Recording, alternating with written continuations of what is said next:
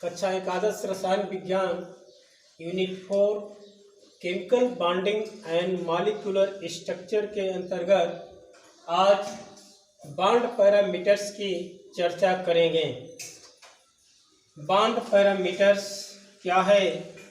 सहसंयोजक आबंध की प्रकृति, उसके लक्षण को प्रदर्शित करने के लिए, दर्शाने के लिए जिन राशियों, क्वांटिटीज या टर्म्स, पदों का प्रयोग करते हैं उसे आबंध प्राचल या बॉन्ड पैरामीटर्स कहते हैं। जैसे जो मुख्य टर्म्स पद हैं: bond length, bond energy,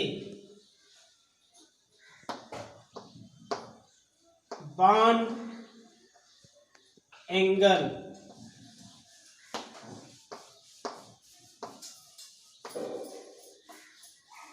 bond polarity,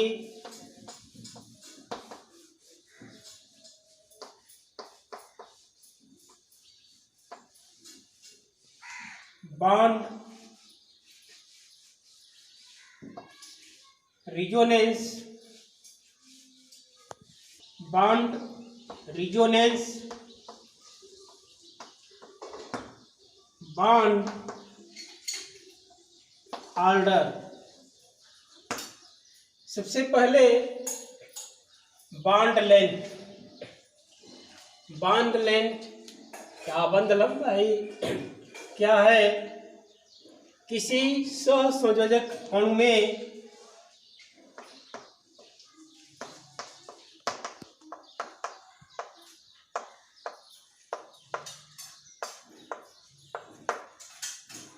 आबंधित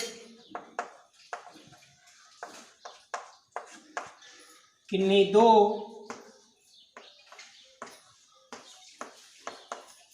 परमाणु नाभिकों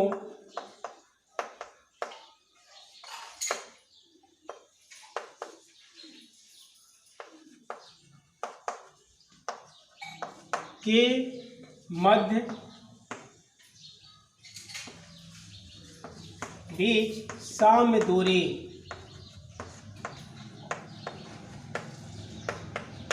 को आबंध लंबाई कहते हैं।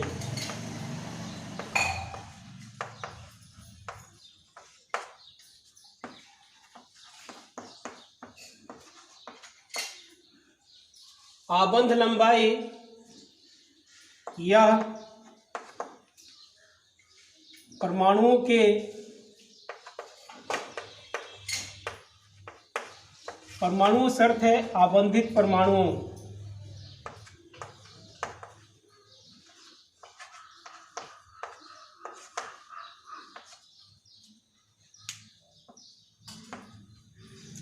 के सहसंयोजक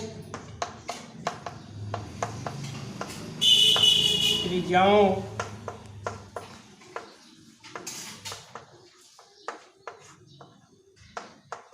का योग होता है तथा बहुपरमाणु अणु में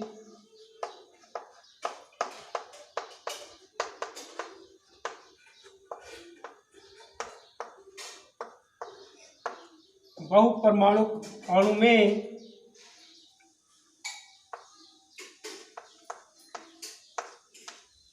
सम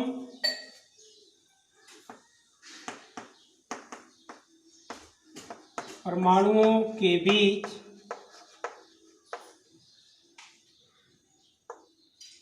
आबंध लंबाई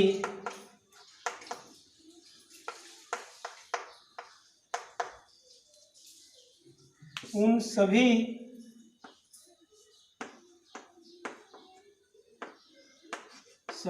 आबंधों का औसत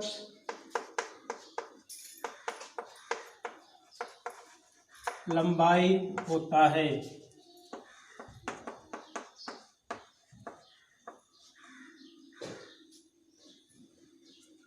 इसे समझने के लिए हम एक द्विपरमाणुक अणु का उदाहरण लेकर के समझ सकते हैं, यथा Cl2, H2 या अन्य अणु। ए और बी, ए भी एक अणु है जिसमें ए परमाणु और ए परमाणु जिसका कोर कोश और दूसरा बी परमाणु जिसका कोर कोश है, और ये बाहर संयुक्ता कोश, और हम जानते हैं कि संयुक्ता कोश ही ओवरलैप होते हैं। और इस तरह से जो कोर कोश होते हैं, कोर सेल,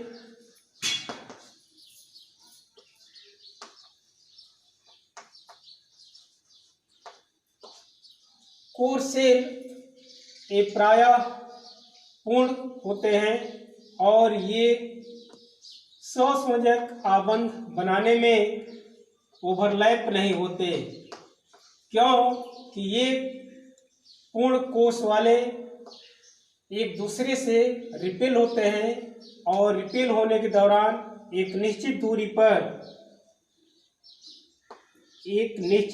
पर बिल्कुल एक दूसरे से मिले नहीं होते, लेकिन इनके बीच दूरी न्यूनतम होती है। तो एक निश्चित दूरी पर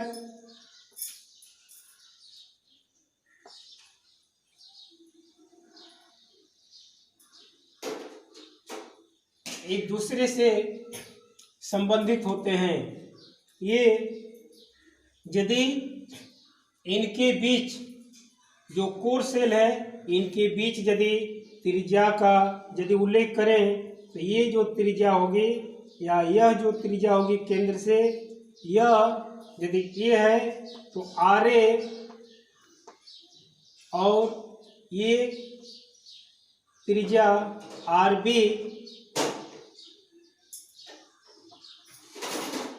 और इस तरह से इन त्रिज्याओं को हम कोवैलेंट त्रिज्या या सहसंयोजक त्रिज्या नाम देते हैं। और यदि इनको आगे बढ़ाएं तो ये जो दोनों त्रिज्याओं का योग है, यह आबंध लंबाई या बॉन्ड लेंथ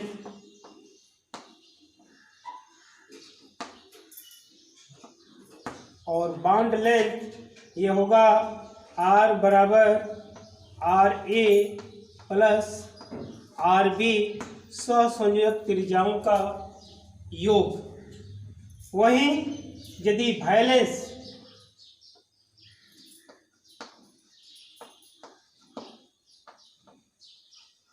संयोजकता कोश का भी यदि संज्ञान लें, तो संयोजकता कोश के जो त्रिज्या है, इसे हम वांडर वाल त्रिज्या नाम देते हैं।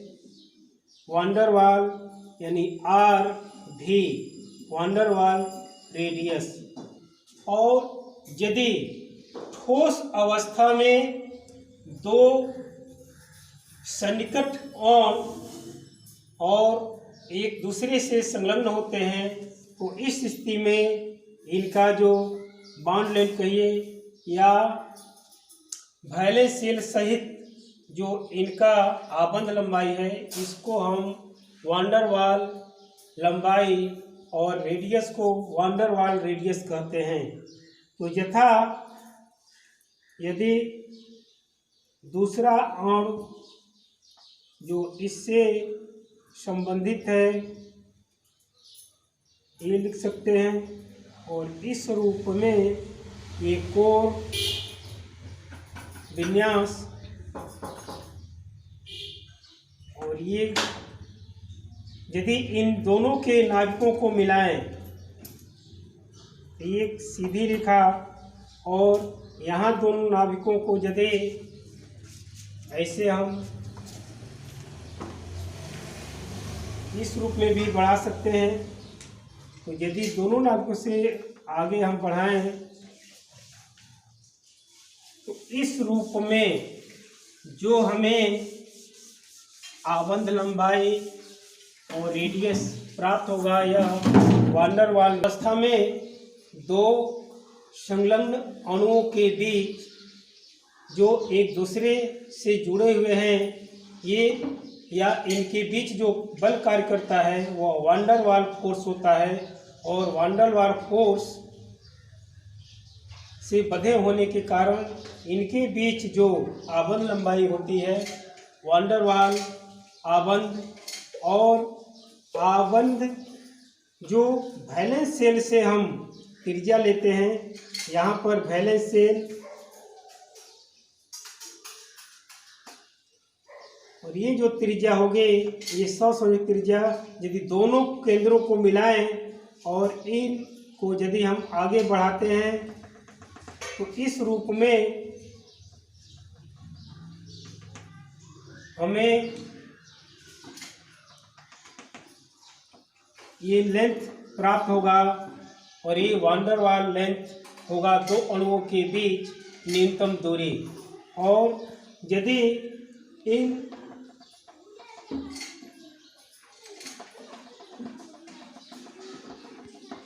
तो ये है वान डेर वाल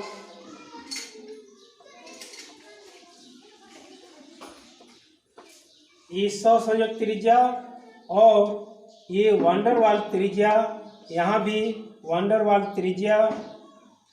और यदि ये बी है तो आर बी और भी वान डेर वाल, और इसी अनुसार यह लेंथ बराबर हो जाएगा आर भी यदि 1 लिखा जाए और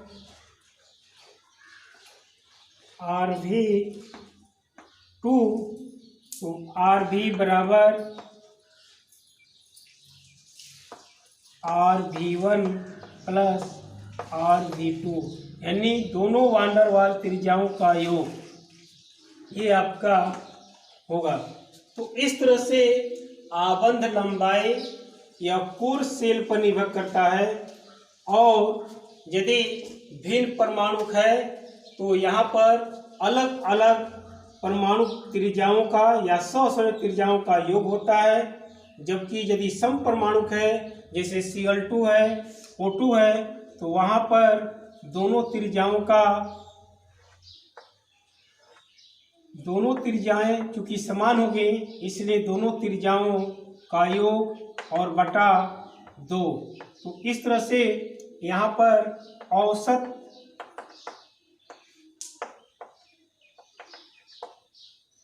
तो सम परमाणु में औसत हो जाएगा। यह आबंध लंबाई किन बातों पर निर्भर करता है? आबंध लंबाई यानी बॉन्ड लेंथ बॉन्ड ऑर्डर पर निर्भर करता है। और बॉन्ड ऑर्डर क्या है?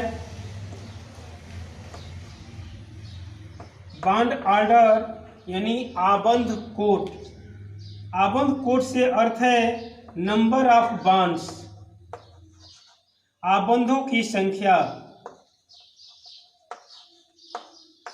यथा एकल बंध, द्विबंध, त्रिबंध।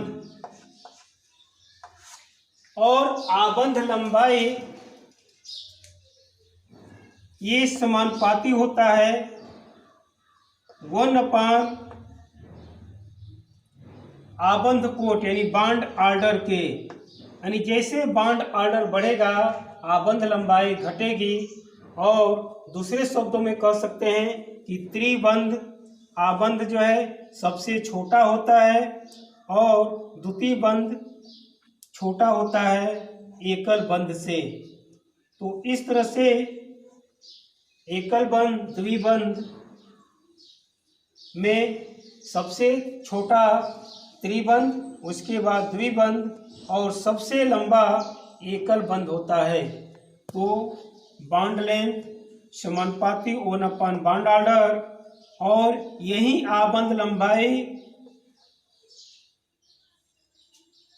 यह बॉन्ड एनर्जी द्वारा निर्धारित होता है।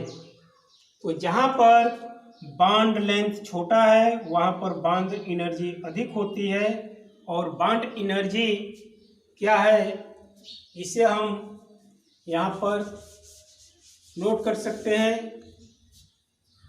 किसी अणु में किसी विशिष्ट आबंध को तोड़ने के लिए, आबंध के 1 मोल को तोड़ने के लिए गैसियस अवस्था में आवश्यक ऊर्जा को आबंध ऊर्जा कहते हैं, या ऊष्मा को आबंध एंथैल्पी कहते हैं, यथा बॉन्ड एनर्जी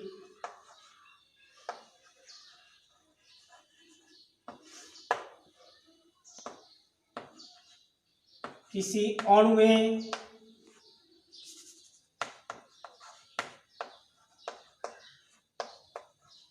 अवस्था में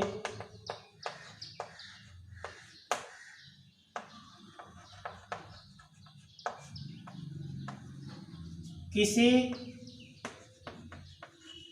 विशिष्ट आबंध को उसके परमाणुओं में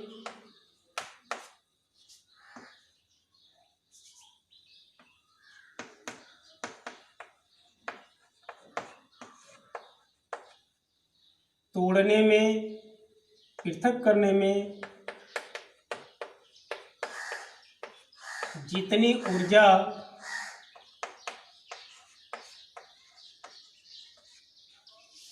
आवश्यक होती है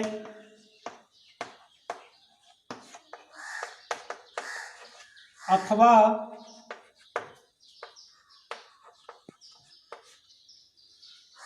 गैसियस अवस्था में उसके परमाणुओं से उस विशिष्ट आबंध के निर्माण में जितनी ऊर्जा मुक्त होती है उसे, अथवा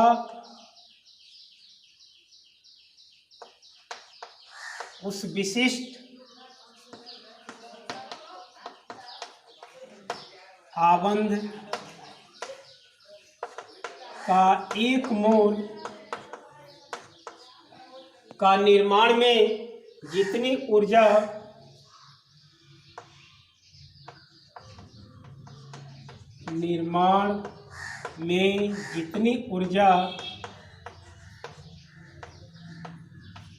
उत्पन्न होती है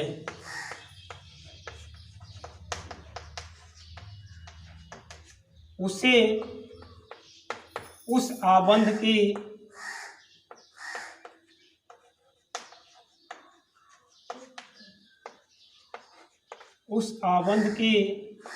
ऊर्जा कहते हैं।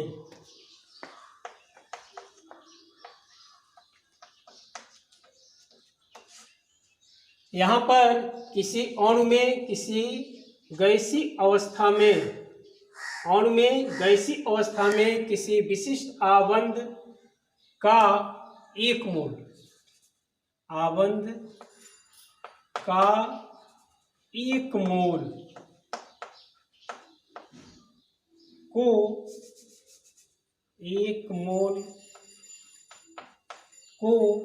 उसके परमाणुओं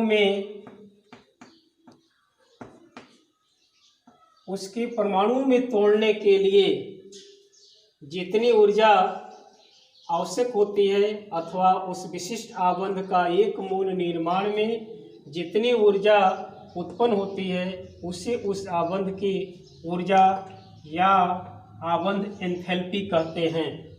तो यहाँ पर आबंध लंबाई, बॉन्ड लेंथ समानुपाती 1/, आबंध ऑर्डर, आबंध कोट, और कोट यदि बढ़ती है तो आबंध ऊर्जा का मान भी बढ़ता है। अर्थात यदि बॉन्ड ऑर्डर अधिक होगा तो आबंध ऊर्जा अधिक होगी, इसलिए समानुपाती 1/BE बॉन्ड एनर्जी। तो इस तरह से आबंध लंबाई और आबंध कोट और आबंध ऊर्जा में ये संबंध पाया जाता है। यानी अधिक आबंध लंबाई के लिए आबंध कोट का मान कम होगा और अधिक आबंध लंबाई के लिए ऊर्जा भी कम होगी। दूसरे शब्दों में कह सकते हैं, यदि इस चाक की लंबाई अधिक है तो इसको तोड़ने में कम बल लगाना पड़ता है, और यदि कम है तो उसे तोड़ने में अधिक बल लगाना पड़ता है। तो इस तरह से आबंध लंबाई आबंध कोट और आबंध ऊर्जा से संदर्भित है, से संबंधित है। आबंध ऊर्जा यानी बॉन्ड एनर्जी यथा त्रिबंध की अधिक होती है, त्रिबंध के लिए अधिक होती है, द्विबंध की उससे कम और एकल बंध की इससे भी कम। आबंध लंबाई एक और तथ्य है कि समपरमाणु अणु में आबंध लंबाई परमाणुविक त्रिज्या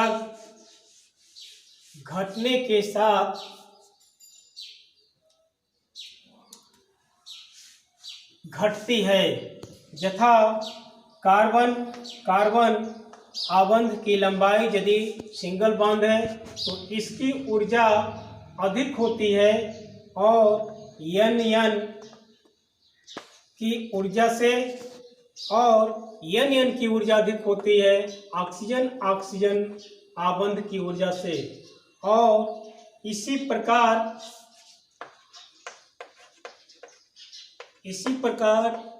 फ्लोरीन आबंध की ऊर्जा कम होती है Cl आबंध से। तो जैसे आबंध की लंबाई घटती जाती है प्रायः द्वितीय आवर्त के तत्वों में, वैसे वैसे आबंध ऊर्जा भी घटती जाती है। कारण कि इनके बीच नाइट्रोजन आबंध में नाइट्रोजन पर उपस्थित जो लोन पेयर इलेक्ट्रॉन होते हैं, इनके बीच रिपल्सन कार्य करता है, और इस तरह से इनके बीच रिपल्सन कार्य करने के कारण, रिपल्सन बल लगने के कारण इसकी ऊर्जा कम हो जाती है। ठीक इसे ऑक्सीजन सिंगल बॉन्ड पर उपस्थित अनपेयर्ड इलेक्ट्रॉन या अनाबंधित इलेक्ट्रॉन की उपस्थिति के कारण साइज तो एन से छोटा होता है, कि यहाँ पर लोन पेयर की मात्रा अधिक होने के कारण इसकी लंबाई नाइट्रोजन लंबाई से कम होती है। और यहाँ फ्लोरीन परमाणु की भी जो आबंध है यह क्लोरीन परमाणु से छोटी होती है। कारण फ्लोरीन का साइज आकार बहुत छोटा होने के कारण इसके बीच जो अनाबंधित इलेक्ट्रॉन है, कोर इलेक्ट्रॉन है, इनके बीच रिपल्सन बल Cl की अपेक्षा अधिक होता है, और इस तरह से क्लोरीन अणु की ऊर्जा क्लोरीन अणु से कम होती है। तो आबंध लंबाई, आबंध ऊर्जा और आबंध की कोट, इन 3 बिंदुओं का हम संक्षेप में अध्ययन किए इस वीडियो में। इसके बाद अगले वीडियो में हम अन्य आबंध प्राचल यानी आबंध पैरामीटर्स का अध्ययन करेंगे।